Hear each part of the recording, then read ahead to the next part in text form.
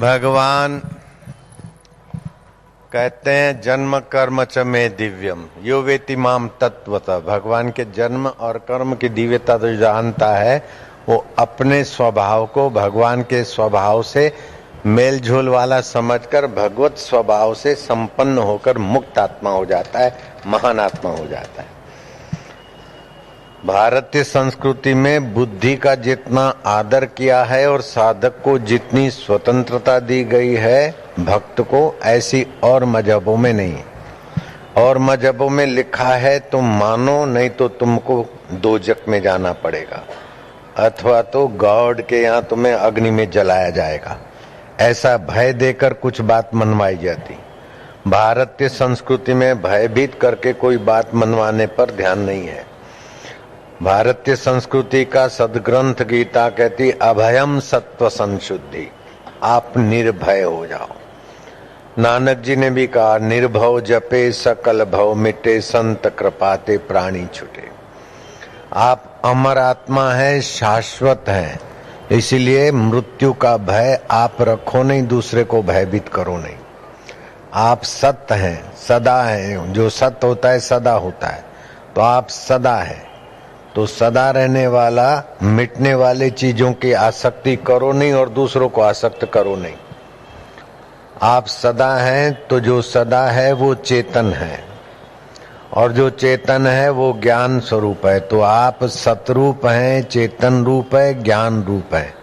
अपने सत स्वभाव से ही आपको सत स्वभाव ज्ञान स्वभाव से ही सुख मिलता है। देखा और पहचाना नहीं, ज्ञान नहीं हुआ तो सुख नहीं मिलेगा। जीभ पर भी स्वाद का ज्ञान नहीं हुआ तो सुख नहीं मिलेगा। शब्द पे भी श्रवण का ज्ञान नहीं हुआ तो सुख नहीं मिलेगा। ऐसे ही स्पर्श का भी ज्ञान होता है तब मिलता है सुख। तो सुख ज्ञान में है, लेकिन इसके दो विभाग हैं, एक अनित्य विकारी सुख और दूसरा शाश्वत नित्य सुख। जैसे देखने का मजा लिया, ये विकारी सुख है। चखने का मजा लिया, पति पत्नी के शरीर को नोचकर मजा लिया, ये विकारी सुख की आदत बढ़ जाएगी तो निर्विकारी सुख से वंचित होकर धीरे धीरे धीरे धीरे धीरे धीरे मनमुक्ता से नीच योनियों में चला जाएगा। अगर विकारी सुख को संयम से उपयोग करें, तेन त्यक्तेन भुंजिताः, ईशावास्य उपनिषद है, अथर्ववेद का 39वां मंत्र है। त्याग से जियो। जैसे औषध खाते हैं तो रोग मिटाने के लिए, ऐसे ही भोजन करते तो भूख मिटाने के लिए। मजा लेने के लिए भोजन किया तो आदमी बीमार पड़ेगा। संसार की परंपरा चलाने के लिए पति पत्नी का व्यवहार किया तो स्वस्थ रहेगा, लेकिन मजा लेने के लिए व्यवहार किया तो पत्नी की कमर टूटेगी, कमर का दर्द दे देगा उसको, पति की आयुष्य कम हो जाएगी।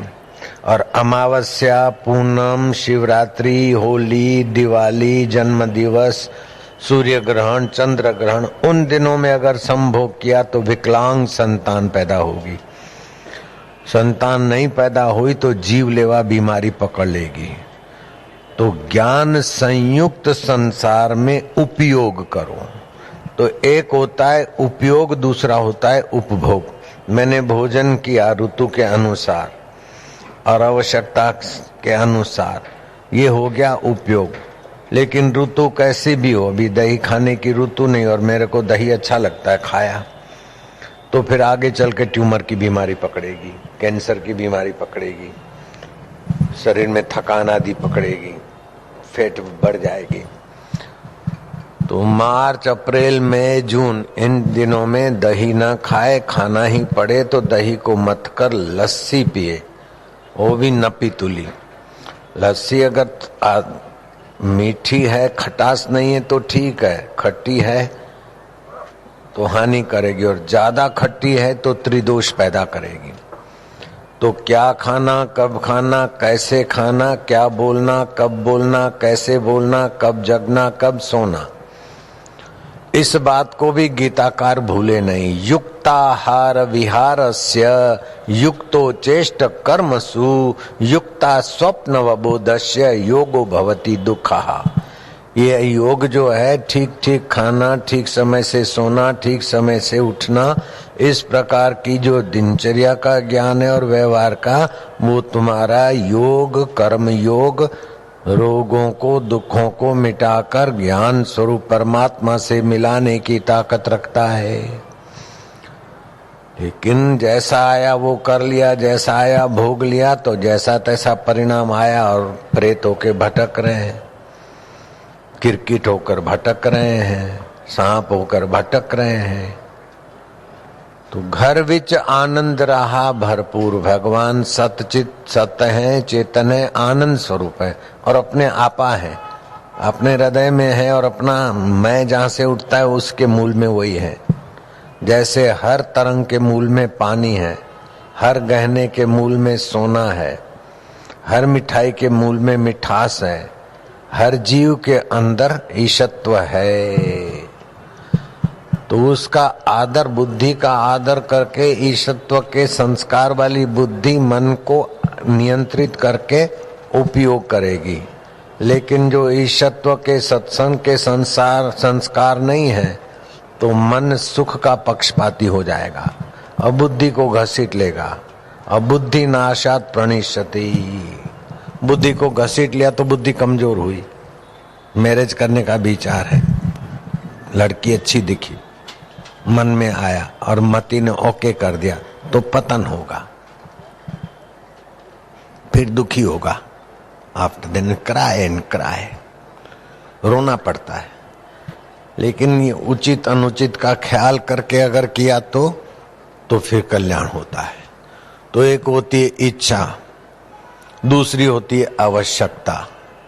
तो आवश्यकता है अभी श्वास लेने की, आवश्यकता है वस्त्र कपड़ा ढकने की, लेकिन इच्छा है कि ऐसा पहनूं ऐसा पहनूं। तो जब इच्छा के पीछे पीछे संसार का मजा लेने को जाएंगे तो धीरे धीरे बुद्धि को मन घसीट लेगा। तो फिर ज्ञान स्वरूप परमात्मा अंतर्यामी चुप हो जाएंगे, जैसा है करो मरो। जिसको बार बार कहने से नहीं मानता है तो बड़े लोग उपराम हो जाते हैं, जो तुम्हारी मर्जी। एक बार लक्ष्मण के साथ ये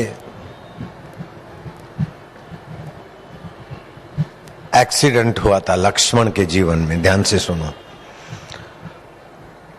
राम जी ने कहा कि लक्ष्मण जाओ, तुमको जहां ठीक लगे वहां कुटिया बना लो। तो लक्ष्मण चले गए झाड़ी में।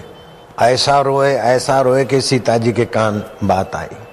कौन रो रहा है? लखन भैया रो रहे हैं। क्यों रो रहे हो? बोले मुझे परमात्मा ने त्याग दिया, श्री राम ने मुझे त्याग दिया। सीता जी दौड़ी राम जी के पास कि लखन भैया का आपने क्यों त्याग किया? बोले मैंने तो त्याग नहीं किया। तो सीता जी जानती थी राम जी तो स्वप्न में भी झूठ नहीं बोलते, मजाक में भी झूठ नहीं बोलते। तो सीता जी ने कहा ओ भैया तो रो रहे हैं। राम जी कहे क्यों रो रहे हो? बोले प्रभु आपने मेरा त्याग कर दिया, मैं अनाथ हो गया। बोले कैसे? बोले आपने कहा ना जहां तुझे ठीक लगे वहां करो। मन, इंद्रियों को और मन को जो ठीक लगेगा तो पता नहीं है क्या ठीक है क्या बेठीक है, वो तो आप ही जानते हो। आपने मेरा त्याग कर दिया ना। वो आदमी अभागा है जिसके जीवन में कोई कहने वाला नहीं, और कहने वाला भी जितना ऊंचा होगा मानने वाला भी उतना ऊंचा बनेगा। मैं मेरे गुरु लीलाशाह भगवान की आज्ञा का गुरु जी का आज्ञा माना तो मेरे को जो लाभ हुआ वो बड़े बड़े सर्टिफिकेट वालों को लाभ नहीं हुआ है, बड़े बड़े धनाढ़ियों जैसों को लाभ नहीं हुआ। तो पैसा होना बड़ी बात नहीं है, पहलवानी होना बड़ी बात नहीं है, वाहवाही होना बड़ी बात नहीं है, लेकिन बुद्धि में भगवत योग, भगवत ज्ञान होना बहुत बड़ी बात है। पैसा तो वैश्यों के पास भी होता है। सुत, दारा और संपत्ति। सुत माना बेटा, दारा माना पत्नी, संपत्ति माना रुपया। पापी को भी होता है, सज्जन को भी होता है, धर्मात्मा को। ऐसे धर्म में लगाने वाले धर्मात्मा को भी पैसे होते हैं, और आतंक में लगाने वाले लोगों के पास भी पैसे होते हैं। रावण के पास भी धन है, राम जी के पास भी धन है, लेकिन राम जी का धन अपने लिए दूसरों के लिए हितकारी, और रावण के पास की शक्ति अपने लिए और दूसरों के लिए घातक हो गई। झूलेलाल के पास भी शक्ति है और मूर्ख के पास भी शक्ति है। मूर्ख के पास की शक्ति दूसरों को सताने और अपने को दोजक में ले जाने वाली, और झूलेलाल की शक्ति अपने को आत्मा परमात्मा में मस्त और दूसरे को भी आयो लाल झूलेलाल करके जीवनी शक्ति विकसित आपके पास है, लेकिन उसका बुद्धि योग से उपयोग करते हैं कि इंद्रिय भोग से उपयोग करते हैं। आपके पास जो समय है, शक्ति है, योग्यता है, आप आंख को, नाक को, जीभ को, मूत्र इंद्रिय को अच्छा लगे उधर का पक्ष लेते हैं कि वास्तव में अच्छा है उसका पक्ष लेते हैं। आप सत्य का पक्ष लेते हैं कि सुख का पक्ष लेते हैं। अगर सत्य का पक्ष लेंगे तो परम सुख के धनी बन जाएंगे, और टेम्पररी सुख का मजा लेते हैं तो धीरे धीरे धीरे मन आपका इतना नीचा चला जाएगा कि जैसे पतंगे दिया जला और दौड़ पड़े। क्या परिणाम आएगा कोई पता नहीं। जल जल के फतक फतक के एक मर रहे हैं, दूसरे भी वहीं जा रहे हैं, दूसरे भी मर रहे हैं, तीसरे भी वहीं जा रहे हैं, कोई उनको रोक नहीं सकता। ये अल्पमति की बात है। तो बुद्धि परिणाम का विचार करती है, इंद्रियां वर्तमान के मजे में गिरती है, मन बीच में, एक तरफ बुद्धि है, दूसरे तरफ इंद्रियां हैं। अगर मन इंद्रियों का पक्ष लेता है और बुद्धि में सत्संग नहीं है, नियम नहीं है, तो बुद्धि मन के पीछे घसीटी जाएगी, तो परमात्मा उससे रूठे हुए हैं, वो धीरे धीरे धीरे धीरे धीरे नीच गति को पाएगा। सत्संग किया और बुद्धि में ज्ञान का आदर है, नियम का आदर है, संयम का आदर है। मुझे कोई बोले बाबा चलो मैं एक बात मेरी मान लो, बड़ा भगत है, एकदम पक्का भगत, बाबा एक बार मेरे साथ पिक्चर चलो, बाबा एक बार जरा एक घूंट पी लो वाइन की। अब मैं अगर पैसे के पक्ष में, नेता के पक्ष में, धन के पक्ष में, लोलुपता के पक्ष में हूं तो चलो भाई चलो, बेचारे की मर्जी है, जरा सा पी लो, जरा सा पिक्चर देख लो। मैं अपने आप का विनाश करूंगा, उसका तो होना ही है। अगर मेरी बुद्धि ज्ञान संपन्न है तो उसको डांटूंगा कि मूर्ख है तो किससे बात कर रहा है। मैं तो पीऊंगा नहीं, पिक्चर देखूंगा नहीं, लेकिन तेरे को बेटा ऐसे ऐसे नुकसान होंगे। अगर वो मेरी बात मानता है तो मेरा भगत, मेरा मित्र, मेरा पुत्र, मेरा दोस्त है। अगर नहीं मानता है तो मुझे उससे दूर हो जाना चाहिए। जाके प्रिय न राम विदेही तजिए कोटि वैरिंसम यद्यपि परम स्नेही। जिसके लिए भगवत सुख, भगवत ज्ञान, भगवत सामर्थ्य, भगवत प्राप्ति मुख्य नहीं है, उसका संग और उसकी बात तो ऐसे ठुकराओ जैसे करोड़ों वैरी सामने बैठे हैं और उनकी सुझाव और पॉल्सन की बातें। जाके प्रिय न राम विदेही तजिए कोटि वैरिंसम यद्यपि परम स्नेही। मीरा ने ये करके दिखाया। एक तरफ चमार है रहीदास जो बुद्धि को ज्ञान के मार्ग में ले जाने में समर्थ है, और दूसरे तरफ मीरा के पास ऐहिक सुविधाओं के ढेर हैं। और विक्रम राणा का भाई मीरा का पति है, विक्रम राणा राजा है, तो मुझे राज वैभव, ननंद, सासू, जेठानी सब मीरा को एक तरफ ले जा रहे हैं, सुख भोग, हीरे पहन ले, जवाहरात पहन ले, ये ऐश कर ले, 4 दिन की जिंदगी है। लेकिन मीरा कहती कि ये तो शरीर मर जाएगा, इसके भोगों से तो फिर आदत बिगड़ेगी तो नीच योनि को प्राप्त होंगी। मैलन माड़ियों मारे नहीं જોઈએ, હું તો જંગલની ઝૂંપડીમાં રહું, મારી માં મારું મને લાગ્યું ફકીરી માં। મેવા મીઠાઈ મારે નહીં જોઈએ, मैं तो रूखो सूखो रोटलो खाऊं, मारी मां मारू મને લાગ્યું ફકીરી માં। રાણારી વાતો મને નહીં ભાવે, હું તો ગુરુજીરા ગીતડા ગાઉં, મારી માં મારું મને લાગ્યું ફકીરી માં। सिंध देश में एक सुप्रसिद्ध राजा थे, उसका सलाहकार बहुत उच्च कोटि का था। तो उसके मन में आता था कि क्या करें, आयुष्य बीत रही है, बुद्धि योग की उपासना करके भगवान को पाना चाहिए। वही बुद्धि यहाँ राजा की जी हजूरी और ऐश आराम, आयुष्य नाश हो रहा है। फिर बोला कि रिजाइन दे दूं तो इतनी बड़ी पोस्ट है, बड़े बड़े मंत्री भी मेरी खुशामद करते हैं, राजा का मैं खास सेक्रेटरी सचिव हूं,